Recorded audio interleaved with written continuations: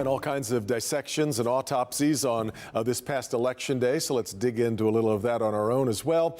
Good to have with me to talk about it, political consultant Adolph Mongo and pollster and analyst from Mitchell Research, Steve Mitchell. Guys, thanks very much for the time. Our overall takeaway, interesting, there wasn't a ton of drama, which is an interesting thing to say, Adolph, given how much change we're watching is going to happen on the Detroit City Council. It's almost an entirely new cast of characters. There's no question about it. I was just surprised when you had 4 people decide not to run. Yeah. And you didn't get that many people jumping to get in the race. But the message that was sent in Tuesday election that the voters wanted to keep the mayor, but they wanted a new council, but they wanted a new council with experience. So we got 3 new members that have been elected before in the State House, the State Senate. So it's going to be a different kind of mix on that council. Steve, we knew from just looking at the primary that Anthony Adams was in for a real tangle here with Mike Duggan.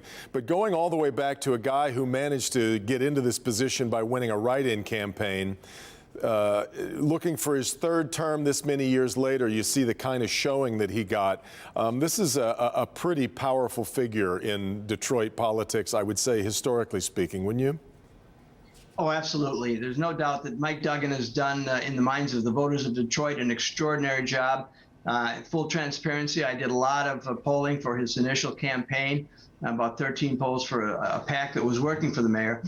He is a powerful figure, both in the city of Detroit and in the state, and for that matter, nationally, because of the fact he's now in his 3rd term. And so he is a power to be reckoned in. And I think basically, unless he makes some mistakes, and Mike Duggan doesn't make mistakes, he'll be mayor as long as he wants to be mayor. Well, let me let you both, though, weigh in on what it seems to me to be a big challenge here for all of these people moving in, and that is the ethics challenged climate that we have right now. We've got these investigations going on in towing. We've had them going on in demolitions, and the ethics picture right now in the city of Detroit, breaking news here. We've seen this before, but right now we got to find a way to get our hands around this problem, don't we, Adolph?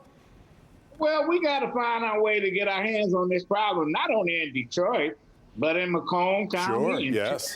In all these areas, you would think that with people going to jail in the last decade, especially in the city, where we had city council people indicted and serving time in a federal pen, that people would think twice before they take cash from folks. Maybe they need to have a school like the judges. When they get elected, they go to judge school. Maybe we need to have that for newly elected officials. Politics 101. Do not take cash from people you don't know. 101, exactly, and 102, and right on through to the master's degree. Steve, though, it's interesting that Mayor Duggan has somehow found a way to inoculate himself. Some of these people that have been investigated on council have been allies of his. He got in trouble with the city's inspector general over the make your date issue, and yet he seems to have a fair amount of Teflon around him on some of these things.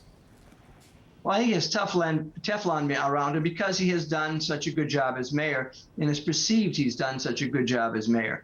As we saw, 2 of those council people who did not run for re-election didn't run because they also were involved in some ethics violations in jail and that sort of thing. Yeah. So it is a problem in Detroit, and as Adolph says so correctly, it's a problem all over the state of Michigan. It is. Steve, all right, let's broaden out now, looking at the totality of what we saw, everybody watching what happened in Virginia, of course. But how much did this election day tell us about what will be happening the election day a year from now at the midterms, or does the Etch-a-Sketch get a little too shaken up between now and then? Or can we draw some conclusions? Steve, you first.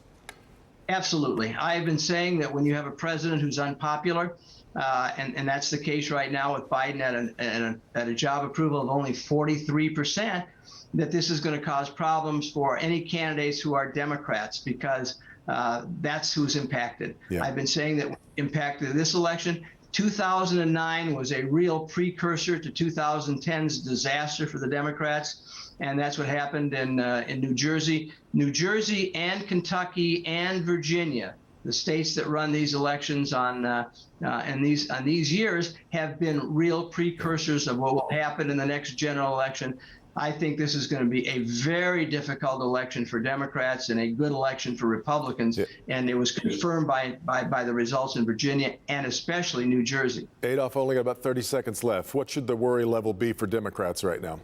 Well, listen, they need to frame their message better, and they need to get better candidates. It seems like all you have to do is put an R by your name, and you are forced to be reckoned with. So you can't take these folks for granted, especially here in Michigan. Get better candidates is always a really underrated ingredient on this. Guys, thanks so much. I really appreciate the time, and thank you so much for being here as well.